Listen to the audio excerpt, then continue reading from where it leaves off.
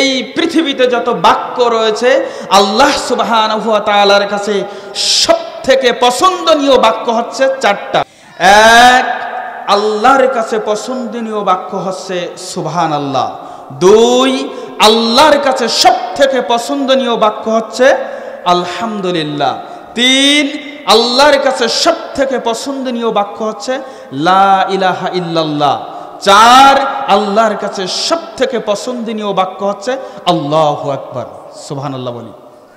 তো আমরা আলহামদুলিল্লাহ বললাম মানে পৃথিবীর মধ্যে সবথেকে শ্রেষ্ঠ বাক্য উচ্চারণ করে আমরা আমাদের রবকে খুশি করলাম, সুবহানাল্লাহ।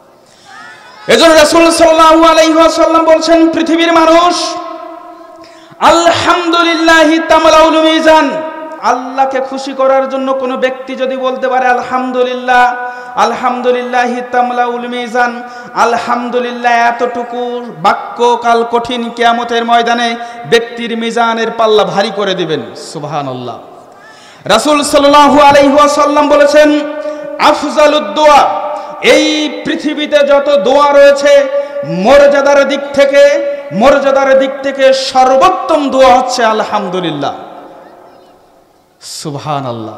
তো এই যে আমরা সুবহানাল্লাহ বললাম, আসমান জমিনের ফাঁকা অংশটুকু আল্লাহ রাব্বুল আলামিন নেকি দিয়ে পূর্ণ করে দেবেন, সুবহানাল্লাহ। তাহলে আলহামদুলিল্লাহ বলার প্রয়োজন আছে কিনা নাই? কেউ যদি ভালো করে বোঝার চেষ্টা করবেন, কেউ যদি সূর্যোদয়ের আগে সূর্য অস্তের আগে 100 বার সুবহানাল্লাহ বলে, তাহলে ওই ব্যক্তি 100টি পশু কোরবানি দিলে যেই সওয়াব পেত, 100 বার সুবহানাল্লাহ বললে তার থেকেও বেশি নেকি সে পাবে। পৃথিবীর মধ্যে কোনো ব্যক্তি সূর্যোদয়ের আগে সূর্য অস্তের আগে যদি আলহামদুলিল্লাহ এতটুকু শব্দ যদি বলতে পারে, তাহলে রাসূল সাল্লাল্লাহু আলাইহি ওয়াসাল্লাম বলছেন, ওই ব্যক্তি যুদ্ধক্ষেত্রে 100টি ঘোড়া যদি দান করত, ওই দানের ফজিলতে যতগুলো নেকি পেত ততগুলো নেকি ওই ব্যক্তি পেয়ে যাবে।